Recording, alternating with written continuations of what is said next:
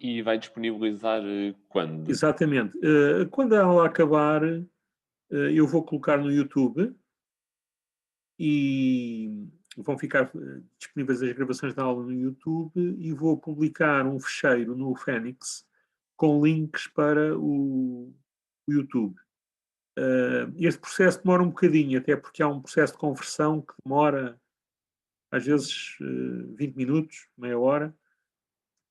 Digamos que amanhã estará disponível, se calhar hoje ao fim do dia, hoje a partir da tarde, eu assim que acabar eu vou fazer uma coisa muito importante que é o almoço, porque alguém marcou esta aula à hora do almoço, eu não quero almoçar antes, dar a aula, e portanto vou almoçar a seguir. E a seguir vou fazer enquanto almoço, ficar a fazer a conversão da gravação. De maneira que digamos por volta das 4, 5 horas deve estar disponível a gravação da aula. Portanto, eu sou responsável pela unidade curricular. Vai haver mais dois docentes, dois professores do departamento, que é o professor Pedro Batista e o professor José Gaspar, que vão conhecer ou um ou o outro nas aulas de laboratório, e é esta a equipa. O que é que eu queria hoje? Eu queria explicar-vos como é que vai funcionar esta unidade curricular, e se calhar até vou começar aí por esse aspecto. Depois vou tentar dar-vos uma ideia do o que é que nós vamos aprender e finalmente qual é o programa. Bom, então vamos começar pelo fim. Elementos de estudo.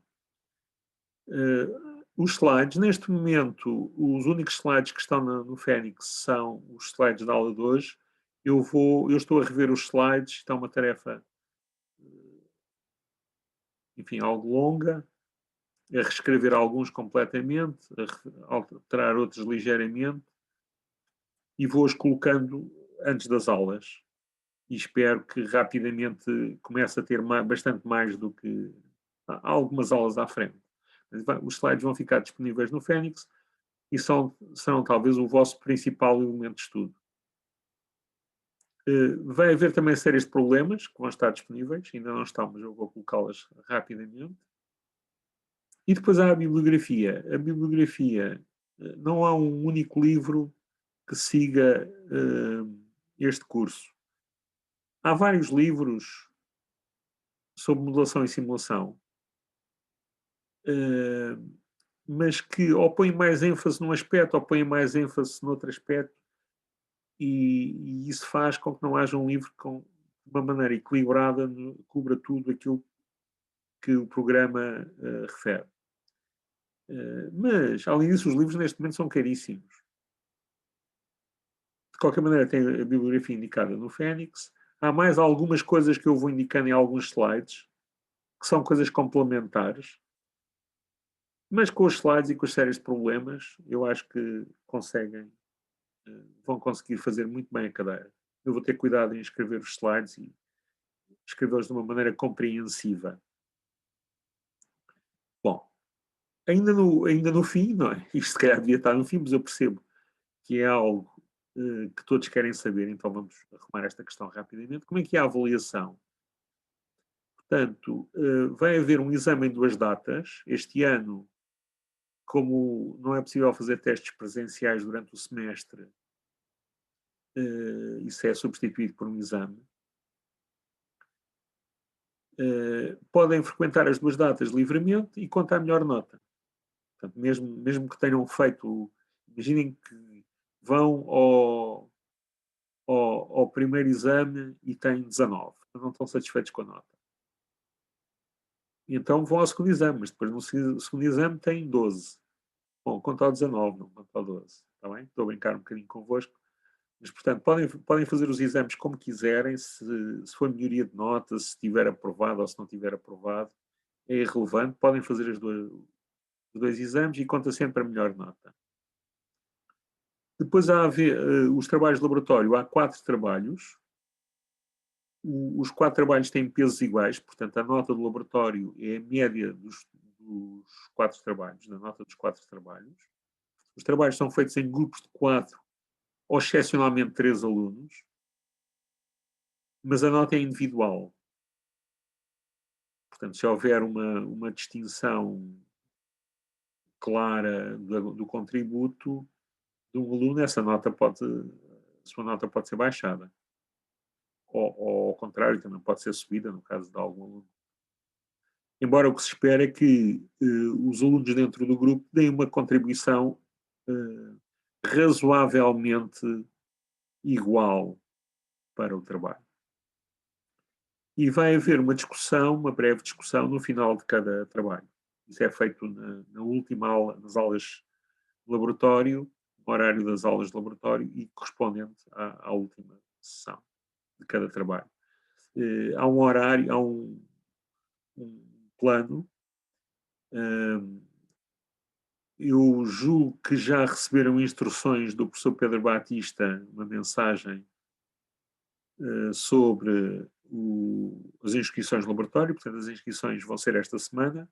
Se não receberam, vão receber ainda hoje. Tem que se inscrever num turno de laboratório, depois frequentá-lo, porque vai haver aulas remotas que se destinam a tirar dúvidas e auxiliar-vos em algumas coisas.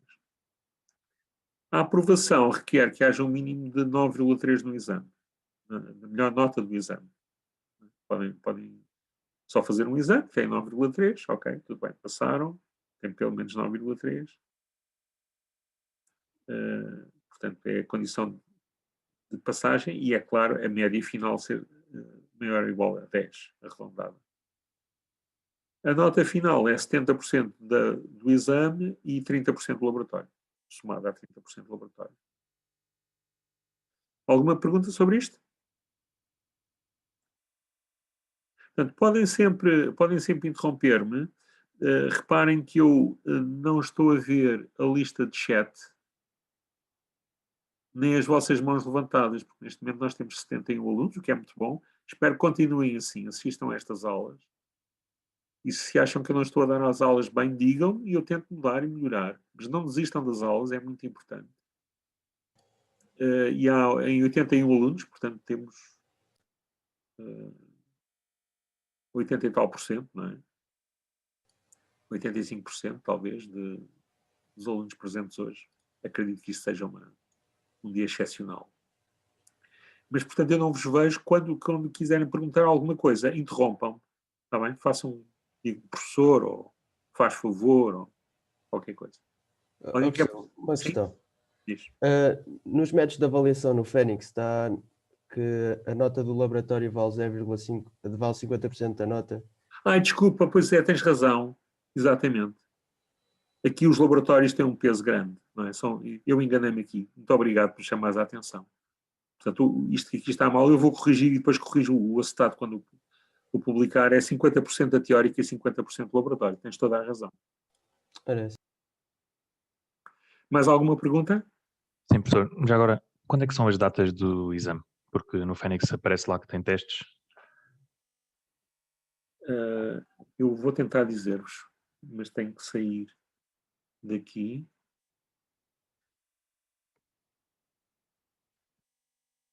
Deixa-me cá ver se eu consigo ver isto já. Porque as datas, a fixação é da responsabilidade do GOP. Eles ainda não, mas eu posso-vos dizer. Professor, eu sou delegada, eu sei as datas, eu estive a tratar disso com Então, se disseres as datas, poupas-me. Então, a primeira data do primeiro exame é 21 de junho, às 18h30. E a segunda data ficou o exame de recurso, que estava antes, que era dia 6 de julho, se não me engano. Ok, então, pronto, temos isso resolvido. E aqui, assim, eu peço-vos imensa desculpa do meu engano. Eu vou corrigir, quando ela acabar, eu corrijo isto. E corrijo também os acetatos que estão publicados. Mais alguma pergunta sobre a avaliação ou sobre... Eu tenho uma questão sobre o laboratório. Sim? Existem sessões? Há algum trabalho que tem de ser feito para uma sessão em específico? Ou desde que no final, no relatório, esteja o trabalho feito, a forma como se organiza é indiferente? Portanto, há datas dentro de cada trabalho em que tens que ter o trabalho pronto. Agora, digamos, o corpo docente só vai verificar as vossas contribuições nesta discussão que é no final de cada... Na última sessão, portanto, há 3 sessões por trabalho e a terceira sessão é dedicada às discussões. E só aí é que é verificado. Portanto, vocês têm alguma flexibilidade em assim. De qualquer maneira, afinem sempre isto com o professor que está a dar as aulas práticas, porque pode querer fazer qualquer coisa, não é? Mas em princípio é como eu estou a dizer. Mais alguma pergunta? Então vamos prosseguir. Bom, então o que é que eu queria fazer? Eu queria, antes de vos pegar aqui o programa, que é qualquer coisa, enfim, tem uns nomes, eu queria tentar discutir convosco um bocadinho o que é isto da modulação e simulação. Tá bem? Isto é uma unidade curricular opcional, não é? Tinham alternativas. Alguém é capaz de me dizer porque é que escolheu modulação e simulação? O que é que está à espera de aprender aqui?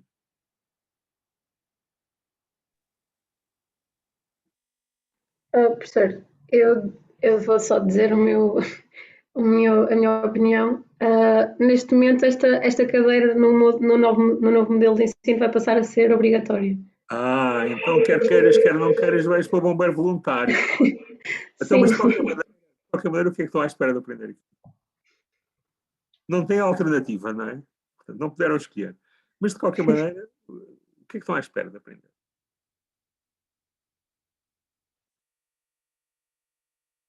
Bom, eu assumi que fosse alguma coisa talvez relacionada com controlo, com a primeira parte, que é a modelação dos sistemas, mas muito mais a fundo do que aprendemos em controlo.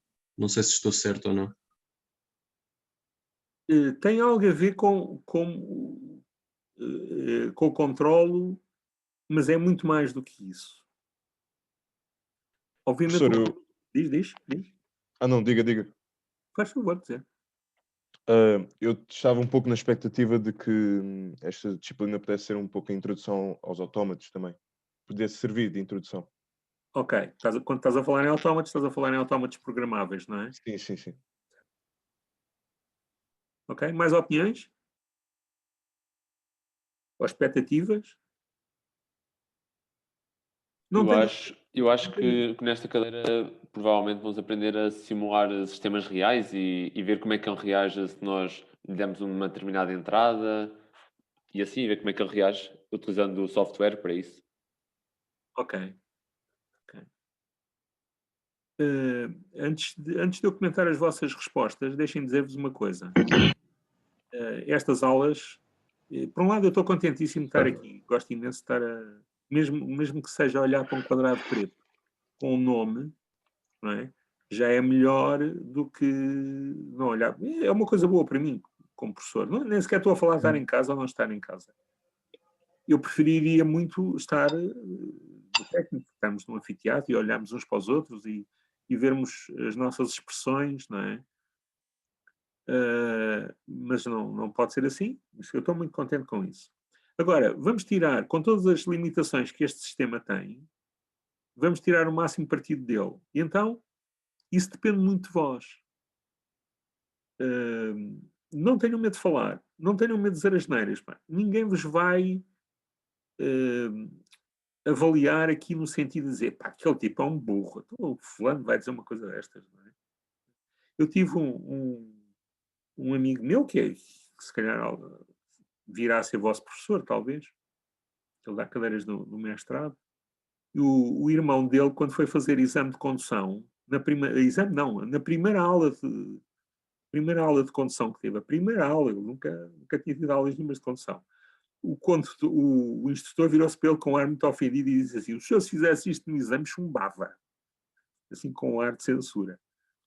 Bom, era por isso que ele estava ali a ter aulas, não é?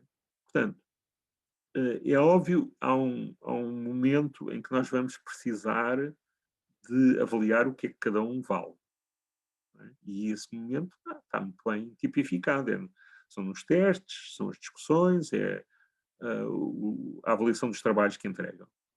Agora, quando nós estamos aqui a falar, devemos estar a falar livremente, está bem? Portanto, nunca fiquem coibidos de falar. Aliás, habituem-se a falar. É muito importante nós sermos capazes de falar numa assembleia, num conjunto de pessoas. Isso faz parte do treino da cadeira. Não é? Bom, então, surgiram aqui 3 ideias. Uma delas tinha a ver com aprofundar mais os modelos que são usados para o controle. Ok, isso é verdade, mas é até mais genérico do que isso. Não é engenharia sem modelos. Portanto, o que é que um engenheiro faz? Um engenheiro projeta coisas, cria uma realidade nova. E para criar essa realidade nova, ele precisa ter uma base. E essa base é um modelo que lhe permite antecipar o que é que vai acontecer. Por exemplo, imaginem que vocês querem projetar um avião. Não são engenheiros aeronáuticos, mas podem estar numa equipa e ter a vosso cargo, por exemplo, ou o sistema de instrumentação, se forem engenheiros eletrónicos, ou o sistema de controle de voo, se forem engenheiros de controle, ou até um sistema de comunicações, se dedicarem às telecomunicações. Portanto, reparem que estas coisas são muito vastas. E eu posso querer, se o sistema de comunicações não funcionar, não é assim muito grave, embora possa ter problemas. Não é? Mas eu posso querer, por exemplo, imaginem que eu estava a pensar na questão dos sensores. Sensores que medem a velocidade do avião, a atitude do avião, são sensores eletrónicos, baseados em princípios físicos. Qual é o impacto da falha de um sensor no avião? Bom, eu posso construir o avião, depois vou lá com um alicate durante o voo, corto o fio e das duas uma, ou acontece uma desgraça, eu nunca mais sou engenheiro na vida, mas enfim, alguém tirou conclusões por mim, sacrifiquei-me pelo projeto, não é uma coisa prática. Ou então o piloto ainda consegue equilibrar aquilo e tal. Pronto. Isto é um bocadinho caricatural, não é? Mas acontecia, reparem que antigamente ser piloto de testes era uma coisa, as pessoas morriam com grande frequência. Hoje ninguém morre. Hoje um piloto de testes não morre. Porquê? Porque eu consigo ter um modelo matemático do avião e projetei todos os sistemas que estão no avião e testei-os no modelo matemático. E, portanto, posso testar falhas, se o meu projeto não funcionou bem, eu vi as insuficiências do projeto e fiz isso sem estar a pôr em causa algo que pode custar milhões de euros e pode custar vidas humanas. Estão a ver? Portanto, eu posso querer ter um meio que me permita testar se uma determinada ideia funciona ou não funciona, sem ter que destruir esse meio. Esse meio é um modelo. Está bem? E pode haver vários tipos de modelos. Já vos vou falar um bocadinho mais sobre isso. Depois, houve um outro colega vosso que disse uma coisa que era eu quero estudar um pouco mais sobre autómatos. Bom, nós não vamos exatamente estudar autómatos, mas vamos estudar sistemas em que eles evoluem quando acontece qualquer coisa. Eu já vos vou dar um exemplo sobre isso. Está bem? E, portanto, nesse sentido, vamos aprender algumas coisas. E depois até vamos estudar a interação desses sistemas com os sistemas mais comuns, em que as coisas evoluem continuamente. Já vamos falar um bocadinho sobre isso. E havia ainda uma terceira que eu já me esqueci. Qual era, mas, enfim, virá à tarde foi-se a seguir. Portanto, eu em modelação e simulação, o que é que eu quero? Eu quero construir modelos, e o modelo é reparem, o que está aqui escrito, não é?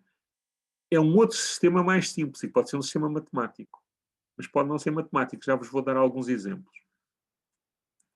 E eu quero, com esse sistema mais simples e mais barato, e mais simples de construir, antecipar o comportamento do sistema original. Portanto, se eu tenho um avião, eu quero testar o meu sistema de controle de voo, então vou testar no modelo, em vez de testar no avião. Ok? E isso tem grandes vantagens, porque tem vantagens de custo, os ensaios são muito mais baratos, segurança, não é? São duas vantagens assinaláveis e até dos ensaios que se podem fazer. Bom, a modelação e a simulação são um mundo, quer dizer, eu vou-vos dar alguns exemplos, mas podia ter dado muito mais. Podia dar muito mais assim, em relação ao que vou dar hoje.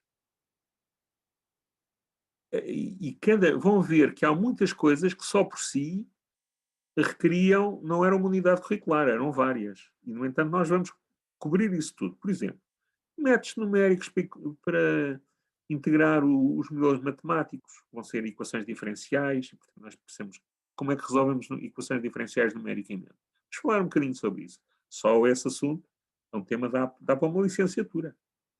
Não é? Eu enchi uma licenciatura só com unidades curriculares sobre métodos numéricos. Como é que eu escrevo as equações de base física do sistema? Agora estou-me a lembrar do terceiro ponto, era aprender um pouco mais como é que eu posso escrever equações que representem fisicamente os sistemas. Fisicamente, quem diz fisicamente eu posso ter um sistema químico ou termodinâmico ou outra coisa qualquer. E logo aí assim, se eu estou a falar da mecânica, tenho uma coisa, se eu estou a falar da química, tenho outra, se eu estou a falar da eletricidade, tenho outra, logo aí eram 3 livros, não é? Um semestre por tema. Estão a ver? Eu quero transmitir-vos um pouco disto tudo, não é? Há quem diga que o generalista não sabe tudo ou não sabe nada de tudo, não é? Mas a ideia não é essa. A ideia é transmitir-vos alguns princípios fundamentais que se aplicam em muitas circunstâncias. Há alguns conceitos que vão ser importantes. Por exemplo, um conceito que vai estar em todo lado, que é estado. O que é o estado de um sistema? E como é que eu posso usar o estado para simular o sistema? A outra coisa é como é que eu posso aproximar um sistema dado por equações diferenciais usando métodos numéricos. Okay? Portanto, há uma série de ideias básicas. Como é que eu posso construir as equações de um sistema? Eu vou usar princípios básicos. Em alguns casos eu tenho princípios básicos. Noutros não tenho. Não é? Se eu quiser modelar um robô, eu tenho a física, tenho a mecânica newtoniana e lagrangiana. É melhor, vamos falar um pouco sobre isso. Se eu quiser modelar uma rede elétrica, eu tenho as equações de Kirchhoff, não é? Aquelas equações da teoria dos circuitos que tanto vos massacraram logo no primeiro ano, não é? Em teoria de circuitos. E é um fantasma que vai voltar à superfície. Mas vamos fazer isso sem dor. Agora, há sistemas que eu não tenho leis de Newton, não é? Que é como quem diz, princípios físicos fundamentais. Deixem-me dar-vos um exemplo. Sabem o que é um servidor? O que é um servidor? Alguém me diz o que é um servidor em termos informáticos?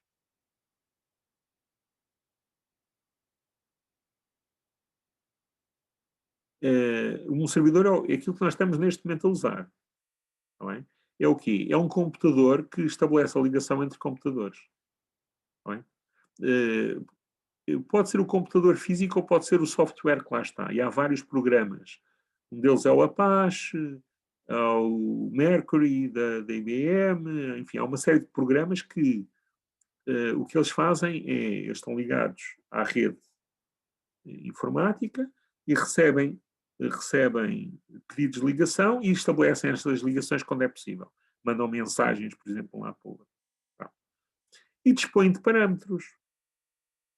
E eu agora posso pensar, então, como é que eu vou ajustar estes parâmetros? Eu vou arranjar um modelo, não é? E vou ajustar os parâmetros. Um engenheiro informático não pensa assim. Ele vai lá pôr uns parâmetros mais ou menos como lhe parece. Não é? Há um livro muito engraçado de um senhor da IBM que ele disse assim, eu já estava farto de me dizerem coisas que era o que lhes parecia. Então, eu quero fazer isto com bases na engenharia e escreveu um livro muito engraçado sobre controlo, em que os modelos são todos de informática. Não há lá massas, molas e atritos, nem circuitos elétricos, nem tanques que enchem, nem robôs. Os exemplos são todos sistemas informáticos. As variáveis manipuladas são esses parâmetros. Devemos depois falar um bocadinho sobre isto. E as variáveis medidas são, por exemplo, o tempo de espera que eu tenho para responder a um pedido. Eu tenho um pedido de ligação, não é? Agora, dependendo desses parâmetros que me dizem qual é a prioridade dos vários tipos de pedidos, por exemplo, eu posso demorar mais tempo ou menos tempo a estabelecer uma determinada ligação. Portanto, posso ter um tempo de transferência das mensagens maior ou menor, ou conseguir mandar um maior volume de mensagens e por aí fora. Está bem? Então, qual é uma relação entre uma coisa e outra? Os parâmetros que eu imponho e os parâmetros que medem o desempenho. Bom, eu aí não tenho uma lei de Newton, não posso escrever umas equações, não é? Equilibra as forças ou equilibra. Então, eu tenho um exemplo de um sistema que eu tenho de modelar com base em dados. Portanto, eu posso ter modelação física, a partir das equações físicas, e posso ter modelação baseada em dados. Tá bem? São duas grandes famílias de modelos. E eu queria falar um bocadinho sobre estas coisas e que saíssem do curso e tivessem uma perspectiva global destes tipos de modelos. Vamos avançar um bocadinho nos resultados. Bom, eu disse-vos que o modelo era um modelo de um sistema, é um outro sistema mais simples que o representa aproximadamente, não é? Pronto. Eu posso ter modelos físicos, analógicos, porquê? Porque eu vou construir algo que é análogo àquilo que eu quero representar. E tem aqui dois exemplos. Um exemplo era uma coisa em que Portugal era muito forte, que eram modelos analógicos de estuários. O que é que isto era? Basicamente, eu quero representar o estuário do Tejo e faço um modelo físico do estuário do Tejo, com água. Até se deram ao trabalho de pôr aqui a ponte sobre o Tejo, com os pilares. Isto não afetava muito os pilares, sim, mas... E agora eu vou estudar, ponho a água aqui a correr, está bem? Ponho a água aqui a correr e vejo o que é que acontece ao fluxo da água, por exemplo. Posso ter sensores que medem a velocidade de fluxo da água em vários pontos, não é?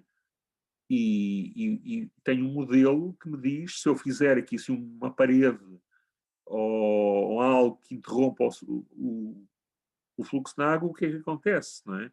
Ou para estudar, por exemplo, o que acontece com os sedimentos, com as areias que estão no fundo, depende da velocidade, então, consoante a geometria, eu consigo fazer experiências neste modelo em escala reduzida. Está bem? O técnico tinha um grande mestre neste tipo de coisas, que era o engenheiro. Ele era conhecido como engenheiro Edgar Cardoso, ele era professor catedrático do Departamento de Engenharia Civil. Teve uma história curiosa, que eu não vos vou contar agora. Morreu com 80 e tal anos, e com 80 anos ainda projetou uma ponte em que quase todos vocês passaram em cima, que é a ponte de São João, que é a ponte ferroviária da linha do Norte, no Porto. Portanto, quem vai de Lisboa, antes de chegar à estação de Campanha, atravessa uma ponte, antigamente era a ponte em ferro, feita pelo Eiffel, a Dona Maria, e neste momento é a ponte de São João. E o engenheiro Edgar Cardoso projetou a ponte de São João quando tinha 80 anos. E houve um político na altura que queria apressar a inauguração, e ele disse, não, isto não está em condições, mas a política tem muita força, e inauguraram, fizeram passar um comboio, o comboio descarrilou. E ele deve ter, não sei se esfregou as mãos ou não, ninguém se aleijou, mas o senhor sabia o que dizia. Não é? E há muitas pontes, por exemplo, a ponte de Vila Real de Santo António, a ponte da Figueira da Foz, a ponte da Rábida no Porto, todas elas, ele era um jovem quando projetou a ponte da Rábida, foi uma coisa arrojada. E ele era uma pessoa que não usava computadores. Ele era uma pessoa que tinha fortuna pessoal e então instalou em casa uma oficina e construía modelos físicos. Tenho aqui assim um exemplo de uma ponte em Perspex, estão a ver? este material parece um plástico transparente. Está bem? Com os fiozinhos, com os arames e tal, construía estes modelos.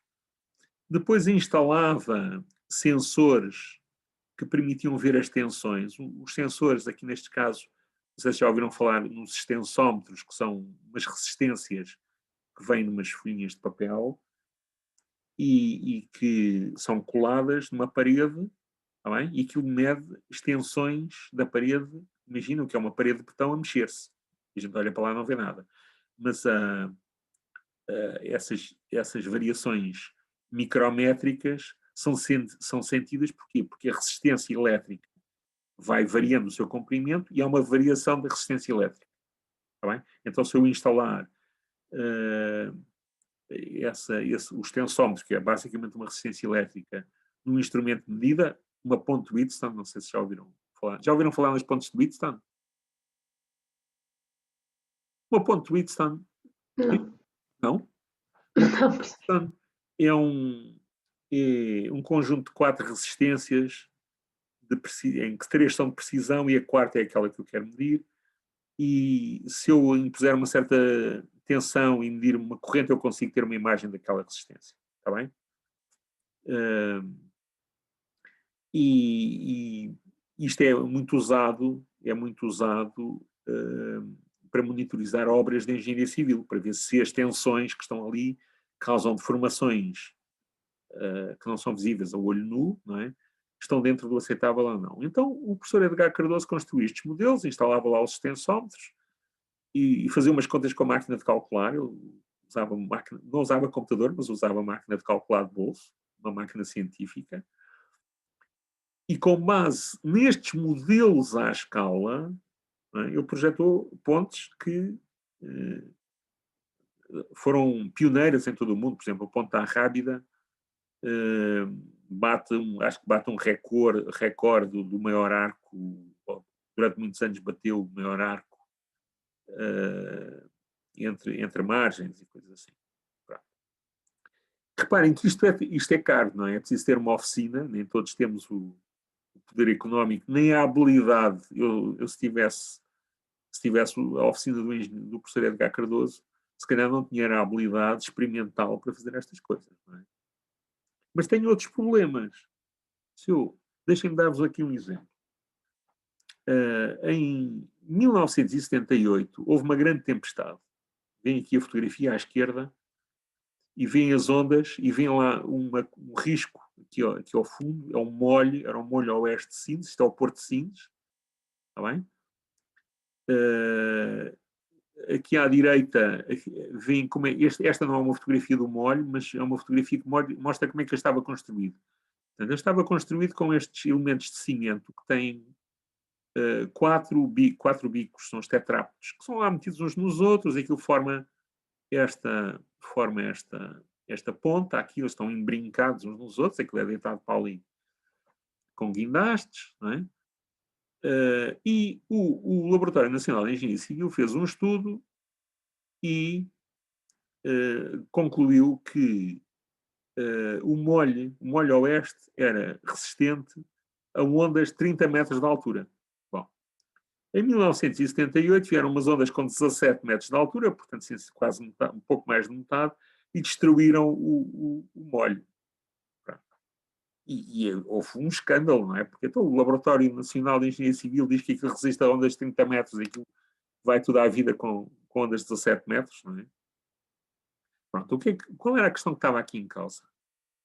Eu, quando faço estes modelos à escala física, eu tenho que respeitar as dimensões, mas quando eu estou a fazer um modelo a uma escala reduzida, eu não estou a reduzir a resistência dos materiais. Os mecânicos sabem imenso disso. E eles dizem, há 2 números, que é o número de Mach e o número de Freud. Um deles varia linearmente com a dimensão e o outro varia com a raiz quadrada. E, portanto, eu nunca consigo ou respeito um ou respeito o outro. Eu nunca consigo respeitar os dois. Intuitivamente, nós percebemos que eu posso fazer um modelo com os tetrápodes pequeninos e esses tetrápodes pequeninos são muito mais resistentes proporcionalmente do que os tetrápodes grandes. Quer dizer, eu reduzi as dimensões físicas, não é? A largura e a altura, isso está à escala, mas não reduzi na mesma proporção a resistência. Tenho coisas muito mais resistentes. E o que é que aconteceu? Portanto, a conclusão que se podia tirar daquelas simulações era que se os tetrápodes não se partissem, aquilo aguentava as ondas de 30 metros.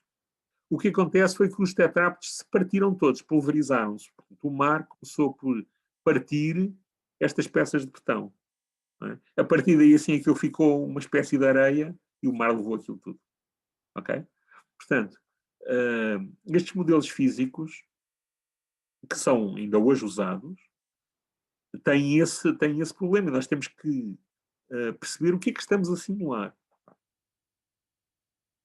Hoje em dia, cada vez nós temos computadores muito mais poderosos e então faz sentido usar modelos matemáticos. Isto não só computadores, como meios matemáticos de integração, algoritmos de integração de equações diferenciais muito poderosos. Não é? E então, uma coisa que eu posso fazer é,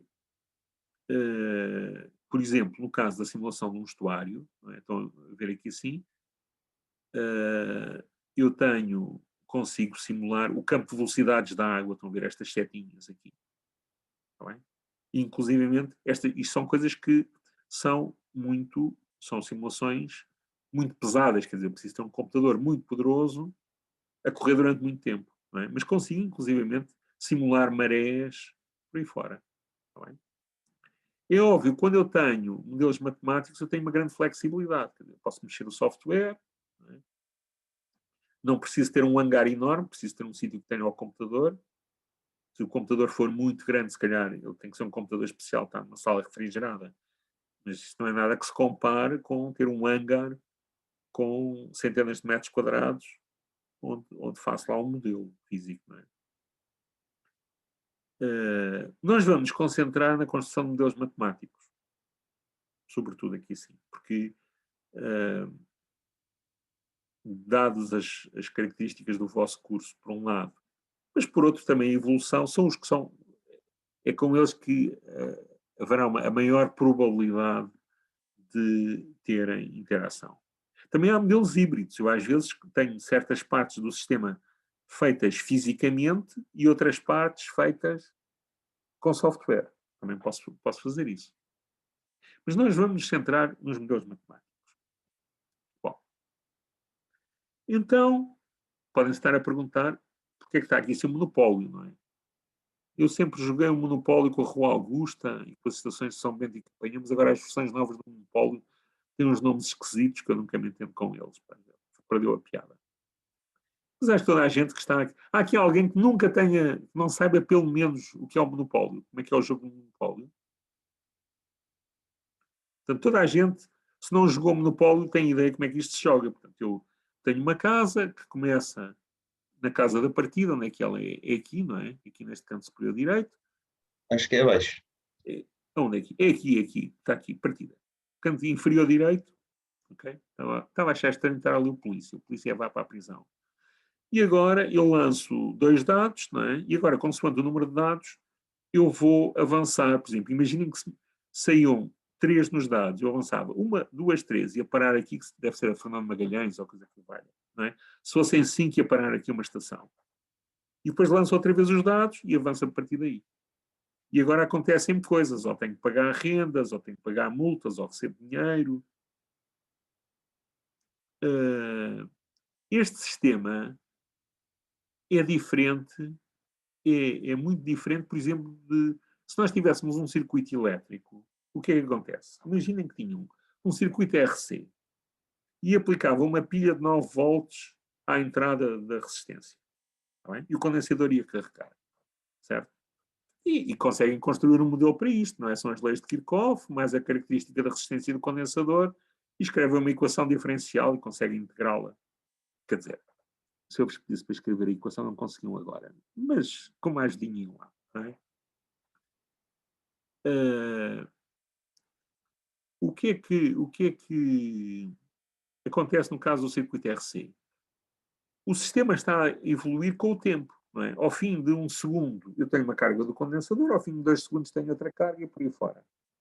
Não é? Normalmente, se for um condensador pequenino, não são segundos, são milissegundos, ou microsegundos, milissegundos, tipicamente, mas é o tempo que faz andar as coisas. Aqui, no caso do monopólio, não é o tempo. É um acontecimento. Que acontecimento é? Eu lancei os dados. Portanto, houve um acontecimento que me fez saltar para outro sítio. Este sistema até é estocástico. É estocástico no sentido em que é aleatório, tem um comportamento aleatório. Porquê? Porque os dados, uma vez sai um número, outra vez sai outro número. Quando eu lanço os dados, não é? Tem uma densidade de probabilidade, uma probabilidade uniforme, me sair qualquer número entre 1 e 12. Mas eu não sei qual é o número que vai sair. Está bem? Sei que eles saem com igual probabilidade, mas não sei qual é o número que vai sair. Então, este sistema é um sistema de acontecimentos discretos. Quer dizer, aconteceu qualquer coisa, lancei um dado. Agora lanço outro. Aconteceu outro. Novamente. Está bem? É um sistema de acontecimentos discretos, em inglês, event-driven, guiado por acontecimentos. Está bem? E enquanto o circuito elétrico é um sistema guiado pelo tempo. Aqui, o que manda a minha batuta para as coisas evoluírem é o acontecimento. É um acontecimento. No caso dos circuitos elétricos, vai ser o tempo. Eu agora posso ter as duas coisas juntas. Reparem, eu posso ter um sistema físico. Por exemplo, imaginem que tem um robô. Um robô, basicamente, é uma tralha infindável de metais ferrugentos, não é? de pinças, de motores. E isso tudo é um sistema que evolui em tempo contínuo, não é? Quando eu aplico uma tensão ao motor de uma junta, a junta começa-se a mexer, imaginem a junta a ranger, ali cheia de ferrugem e tal. Mas aquilo vai sempre evoluindo no tempo, não é? Eu agora posso ligar o meu robô a um computador. Um computador é um sistema de acontecimentos discretos, não é? Epá, o operador carregou numa tecla, ou houve um algoritmo que acabou, não é? E eu agora tenho a ligação das duas coisas. Está bem? Posso ter uma máquina de estados, os tais autómatos que o vosso colega falava há bocado. Um autómato é uma máquina de estados, quer dizer, eu estou num estado ligado ou desligado. Né? Posso ter um termostato que diz assim, se a temperatura está acima de não sei o que, eu desligo o aquecedor. Se está abaixo, eu ligo. Então tenho 2 estados e estou a transitar entre esses estados. Está bem? Agora, imaginem que faziam esta máquina de estados num computador. Vou dar um exemplo muito, muito simples. Ninguém faz isto, não é? Ou arranjam uma maneira mecânica de fazer os estados. Mas só para dar uma ideia muito simples. Depois posso ter sistemas mais complexos, preciso mesmo do computador. E eu tenho a minha máquina de estados no computador e agora tenho um sistema físico que era ou o robô ou um sistema de aquecimento. Está bem? E eu tenho a ligação entre um sistema que é time-driven, que é guiado pelo tempo, e outro que é event-driven, que é guiado pelos acontecimentos. Okay? Tem um sistema híbrido. Okay? Então, se eu pensar em tipos de modelos, eu posso ter modelos guiados pelo tempo, posso ter modelos guiados pelos acontecimentos, ou posso ter modelos híbridos em que eu tenho uma parte do sistema que evolui em tempo contínuo e outra parte que evolui guiada por acontecimentos. Está bem? Depois posso ter outros tipos de divisões. Por exemplo, eu posso ter um sistema de dimensão finita. Imaginem que eu tenho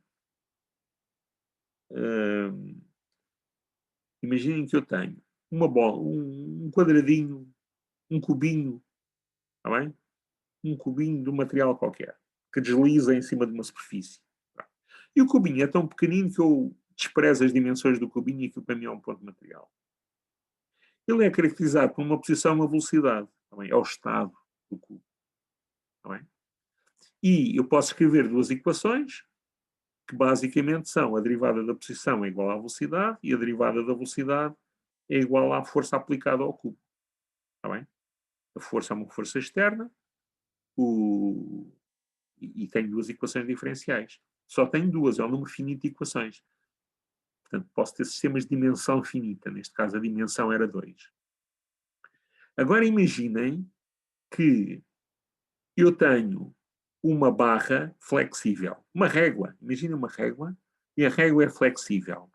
Está bem? E eu agora penso na deflexão de todos os pontos da régua. Eu ponho-me a abanar, há umas réguas de metal, não é? Ou mesmo de plástico, suficientemente comprido, eu abano aquilo, a régua dobra-se. Portanto, eu tenho a deflexão da régua varia com o ponto que eu estou a considerar na régua. Junto ao sítio onde eu estou a abanar, a deflexão é menor, mas depois vai aumentando, não é?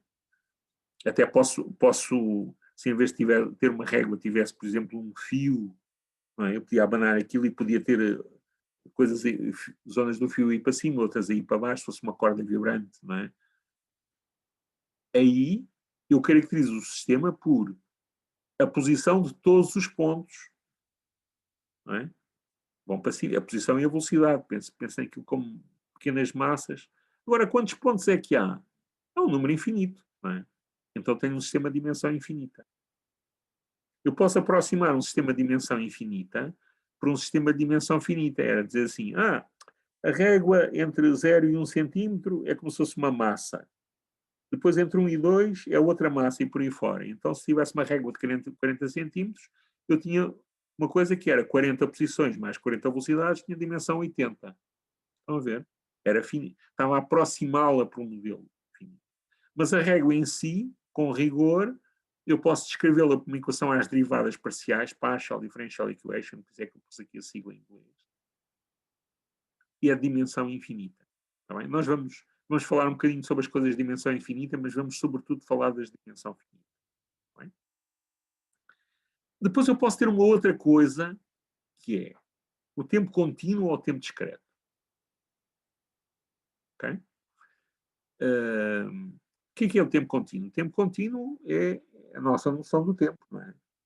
Eu entre dois instantes de tempo tenho sempre um terceiro, não é? Entre o meio-dia e o meio-dia e 10 eu tenho sempre um, que é, por exemplo, o meio-dia e 5. Mas entre o meio-dia e o meio-dia e 5 eu tenho o meio-dia e 2. Entre o meio-dia e o meio-dia e 2 eu tenho o meio-dia e 1.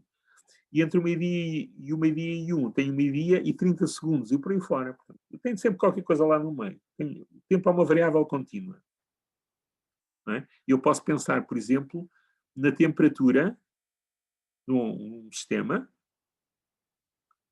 em qualquer instante de tempo. Aquilo, liguei o sistema e agora aqui o meu aquecedor vai subindo a temperatura, em qualquer instante eu consigo saber qual é a temperatura.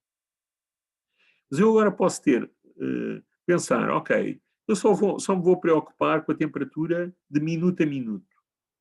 Então, os minutos marcam o meu tempo discreto. 0, 1, 2, 3, 4. Okay? E eu tenho o que se chama sistemas em tempo discreto. E aí já não são descritos por equações às derivadas parciais, são descritos por equações de diferenças. A gente vai depois falar sobre isso. Os economistas gostam muito deste tipo de modelos, não é? Porque veem a economia em trimestres. O primeiro trimestre, em quarters, não é?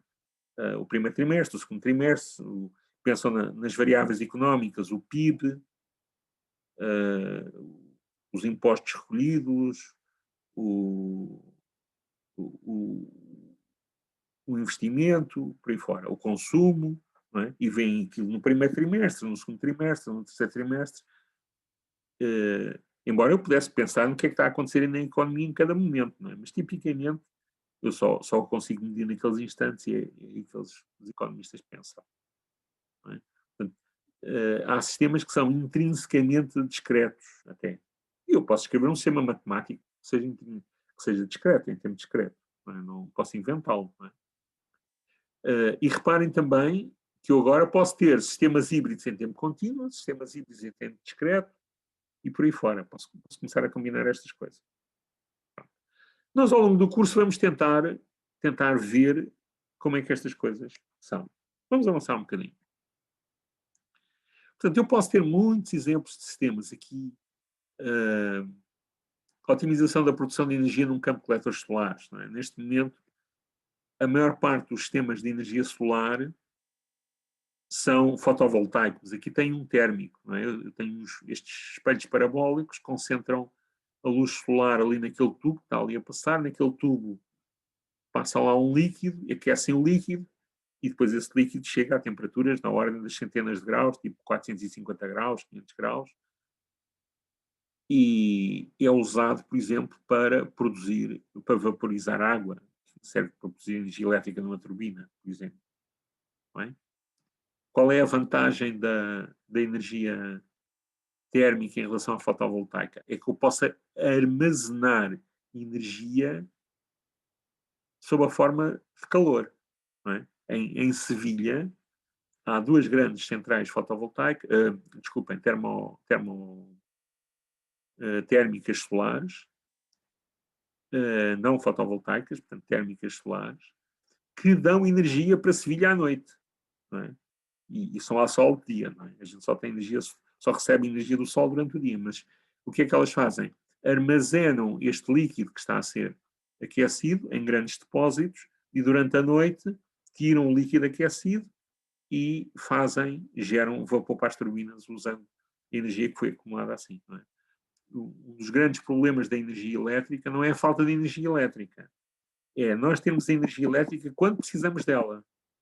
E nós precisamos de ter sempre um equilíbrio que é feito ao segundo entre a energia produzida e a energia consumida. Não é?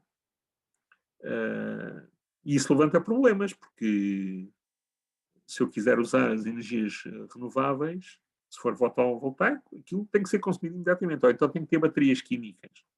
Não é? Neste momento não há sistemas fiáveis de grande escala.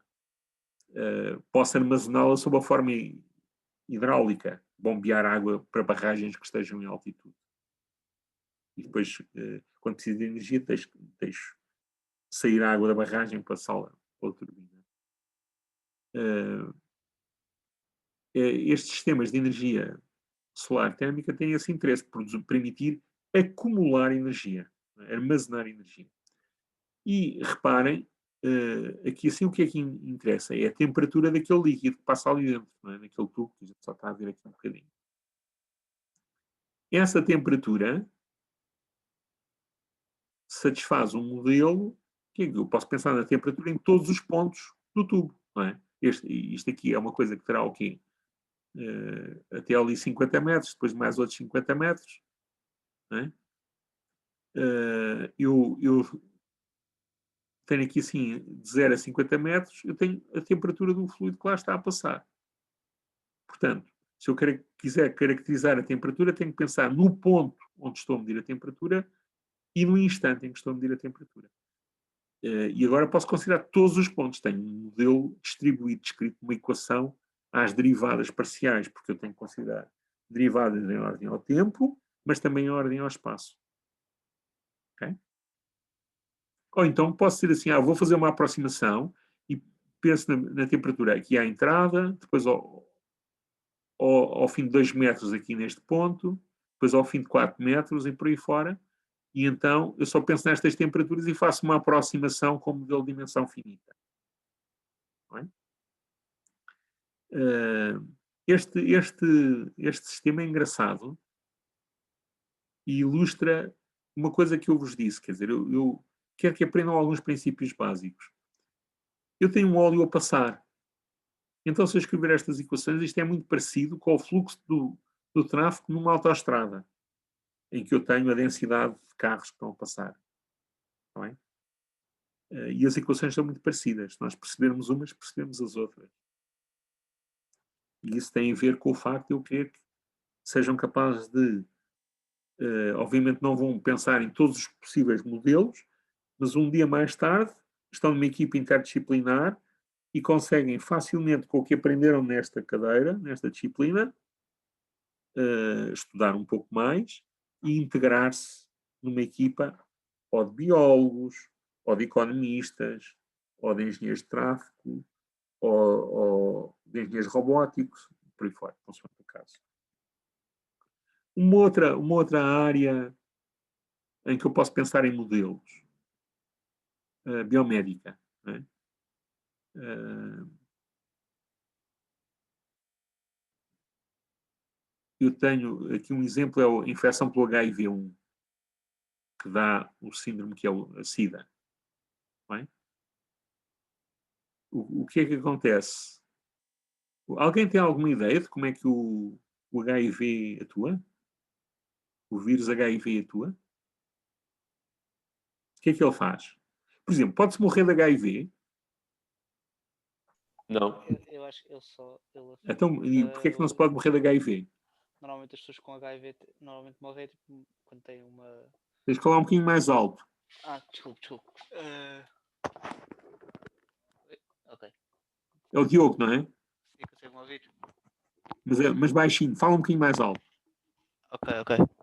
Sim, está melhor? Sim. Ok. Normalmente o HIV normalmente o que faz é reduzir as nossas defesas ao ponto que algo muito leve pode nos.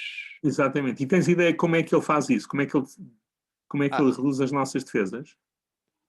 Não, isso já não. Ele entra Destrói os glóbulos brancos. Desculpa? Não destrói os glóbulos brancos. Ele destrói, sabes como é que destrói? Tira-lhes a capa, ou como é que é? Tipo, Não, o que ele faz é muito mais sinistro, pá. Ele tem RNA, injeta RNA para dentro da célula, do glóbulo branco, neste caso, as células T, mais falando, do sistema imunitário, e o RNA autoduplica-se e fica um bocadinho de DNA. Por isso é que se chama um retrovírus, porque ele consegue fazer uma coisa que se pensava que era impossível, que é, a partir do RNA, replicar o DNA. Okay? E depois ele tem uns enzimas que também injetou para dentro da célula do sistema imunitário, do glóbulo branco, e essas células permitem que esse bocadinho de DNA se vá meter no meio do DNA do glóbulo branco. Portanto, o glóbulo branco fica, ele tem a sua atividade codificada no seu DNA. Não é? E quando recebe o DNA do vírus, ele fica todo baralhado. Isto, de uma maneira, se houvesse um biólogo ou um médico a ouvir-me falar, ficava horrorizado, mas basicamente a ideia é esta. Está bem? Portanto, ele depois a própria célula, por um lado, começa a produzir novas células, e aqui vem a partícula de vírus, estão a ver aqui. Esta, vê-se a capa à volta, e aqui temos o núcleo, esta parte central, onde tem o RNA, está bem? Onde tem o RNA e tem esses enzimas que lhe permitem agarrar-se às células, penetrar a parede da célula e depois integrar-se no DNA, e depois, dentro da própria célula, a célula começa a produzir partículas de vírus. Está bem? E pior ainda, as células começam a virar-se. Portanto, o sistema imunitário tem, grosso modo, dois tipos de células. Tem o que te permite reconhecer que é teu e o que não é teu. Não é? Se nós tivermos um bocado de madeira, uma farpa de madeira num dedo, aquilo começa a infectar. O que é a infecção? Epá, são os glóbulos brancos a lutarem contra qualquer coisa que não é dali. Estão a ver? E o facto de haver infecção, ele deixa de ser capaz de discriminar entre o que é dele e o que não é dele. E pode começar inclusivamente a atacar o seu próprio organismo. Okay?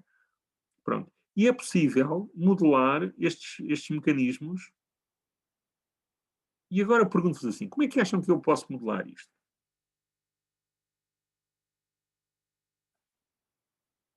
Isto, reparem, são tudo reações entre moléculas. Moléculas muito complicadas, enzimas e proteínas. Mas são reações. Como é que eu posso modelar isto? Ninguém tem uma ideia? Através de dados estatísticos? Eu posso usar dados estatísticos tipicamente a nível da população, mas se eu quiser modelar este processo da infecção e da evolução da infecção num organismo.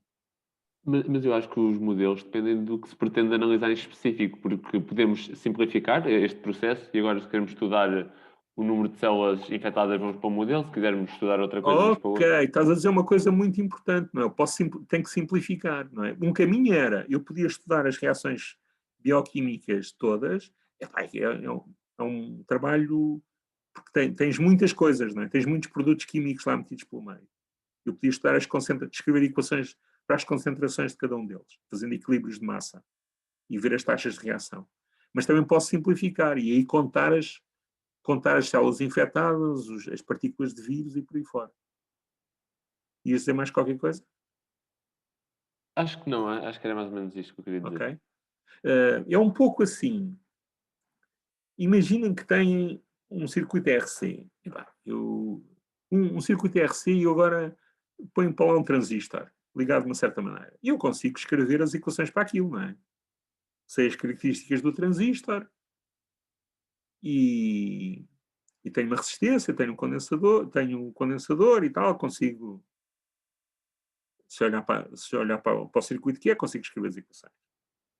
Agora, vocês já sabem o que é o 741, amplificador operacional 741? Alguma vez usaram? Não freitaram nenhum na cadeira de circuitos? Acho que não, professor. Assim, umas baratinhas pequeninas com 8 patas. Nunca viram isso? Basicamente, um amplificador operacional, há muitos amplificadores operacionais, o 741 é muito barato e custa umas dezenas de cêntimos. E é muito fácil de usar. Aquilo tem lá dentro qualquer coisa como 25 transistores ou coisa assim. Tá bem. E se eu vos mostrasse o gráfico, o diagrama do circuito, dizer, agora façam um modelo disto. Vocês olhavam para ali, caraças, para isto. Não vou sair daqui. Mas eu posso dizer assim, um amplificador operacional é basicamente, tem dois pinos de entrada e amplifica a diferença entre eles. E esse ganho é muito elevado. Quase infinito. É 100.000, tipicamente. Está bem? E agora, quando eu ligo a um circuito com resistências, eu posso facilmente tirar partido disto. Eu não me preocupo que tem lá 20 e tal transistores. Só sei que entre aqueles dois pinos e o pino de saída há um ganho, que é a diferença dos pinos de entrada vezes 100.000. E agora faço as contas para o resto. Estão a ver? Faz parte do vosso programa de... Vocês ainda não tiveram com o professor Brandão Faria, não foi? Eu se calhar ainda não ensinava os operacionais. Mas olha que deviam aprender isso, não é? Mas a ideia é esta, quer dizer, eu posso ter uma coisa que microscopicamente aquilo é tudo muito complicado, mas depois a um nível superior, agregado, aquilo basicamente é uma coisa muito simples. Neste caso é só multiplicar por um ganho. Está bem? E depois posso fazer as contas todas com isto. Eu aqui também posso considerar as reações das várias espécies químicas todas e escrevo as equações de balanço delas. Ou então, se eu não tiver... Bom, e se calhar é isso que eu preciso a um certo nível, mas se eu quiser pensar em termos de, por exemplo, otimizar a terapia, eu quero saber o efeito da terapia sobre o número de células infectadas, né? Eu posso ter modelos que apenas têm como variáveis o número de células sãs, o número de células infectadas e o número de partículas de vírus livres. Ok? Então, com 3 variáveis, eu escrevo um modelo irá ser não linear. Estão a ver? E agora preciso de perceber como é que estas variáveis depois, as taxas de variação delas são. Não é?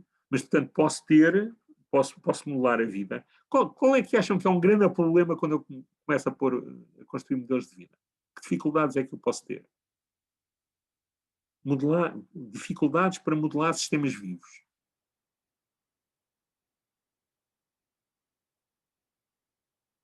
É o facto das células nascerem e morrerem? Não. Mas isso significa que se elas nascem e morrem, eu consigo modelar isso, não é? Primeiro está a 0, depois está a 1. Não é? Se eu quiser populações de células, as populações ou diminuem ou aumentam, não é? Se tem muitas células a nascer, eu conto o número médio de células e estou a subir. O comportamento aleatório que elas podem ter? E esse comportamento aleatório tem a ver com... cada caso é um caso, quer dizer... imaginem que vocês eram anestesiados. Bem? Não é assim uma coisa... Deus não permita, não é? Mas imaginem. E pá, o que é a anestesia? Tem que ter lá um fármaco para a pessoa ficar a dormir. Depois a gente um dia vai falar mais sobre isto. E então, eu quero relacionar a dose de fármaco com a velocidade com que a pessoa fica a dormir. Se for eu, é preciso uma certa dose. Mas se for o Rafael ou a Ana, são doses diferentes.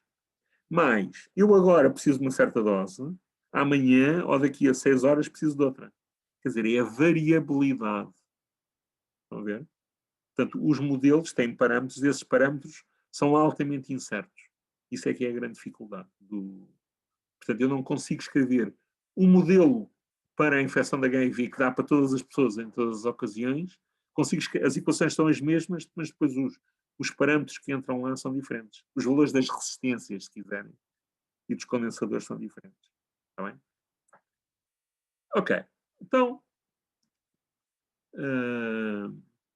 este é um outro exemplo que eu há bocado falei, não é? Dos servidores. Posso ter sistemas robóticos também. Posso ter redes de comunicação e pensar numa rede de comunicação e modelá-la. Aliás, isto é um aspecto muito importante, não é? Eu quero avaliar o desempenho de uma rede de comunicação, construir um modelo para ela, não é?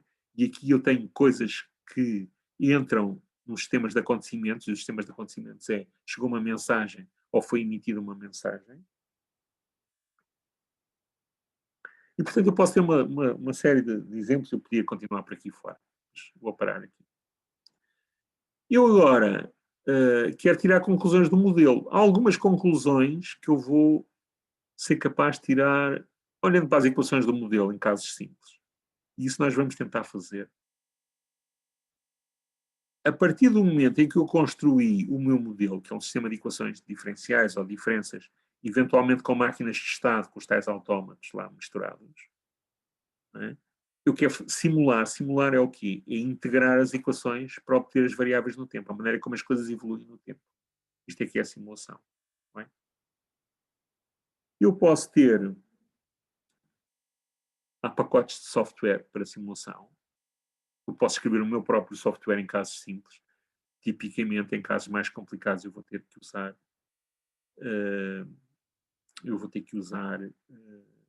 pacotes de simulação. Há pacotes dedicados, eu aqui refiro 4. Não é? O primeiro é muito diferente dos outros 3. O primeiro é o Simulink.